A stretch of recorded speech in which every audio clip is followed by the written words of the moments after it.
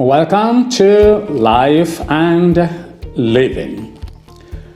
Well, so many people want to live the free life. But unfortunately, not so many people understand what true freedom is all about. The dictionary defines freedom as exemption from power or control by another.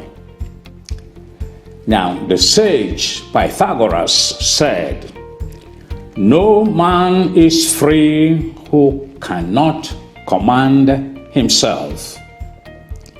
And Kingsley added that there are two types of freedom: the false, where a man is free to do what he likes regardless of consequences to himself, to other people in his community, and true freedom, where a man is free to do what he ought to do. Now, this is what we are about in this broadcast. Welcome to the Law of Freedom. Now, there are misconceptions about freedom. One, some people think freedom is absence of law and restrictions. In freedom, there are still boundaries and laws to keep. Some think freedom is void of work and obligation. Others still think freedom is retirement from responsibility. Some still think freedom is vacation from life. And some think freedom is the release from external control. They want to be left alone by employers, by parents, by pastors, and other key givers. Now, freedom, as demonstrated by God, is a process. And one, now God will promise freedom to any man, any group, while they are still in captivity. And then God will raise a deliverer to bring the people out of captivity. So we are noting that God never takes oppressed people directly into freedom. So that's why we were told in Exodus chapter 13 and verse 18 that God led the people around the desert road towards the Red Sea. Now, this is to provide for mental training and attitude transformation.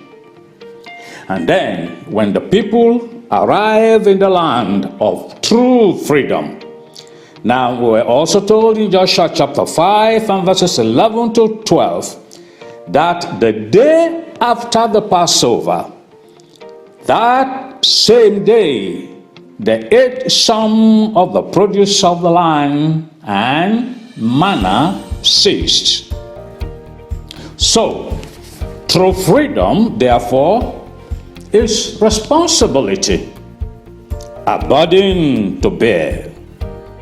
There's no freedom without responsibility.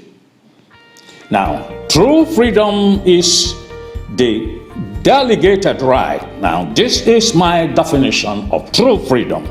True freedom is the delegated right to be responsible for governing and managing your designated sphere of influence through your natural gifts in the fulfillment of God's purpose for your life. using the gifts, the abilities of God in you in the fulfilling of the purposes of God for living. In John chapter 8 and verse 32, now Jesus said, "You will know the truth, and the truth will set you free." Now, these words imply that freedom is more a matter of knowledge and understanding than of physical release from bondage. The Apostle Paul says that man can only be transformed by the renewing of his mind. So the delivered man must be trained for freedom. The churches are full of men whose spirits have been delivered, but their minds are still in bondage.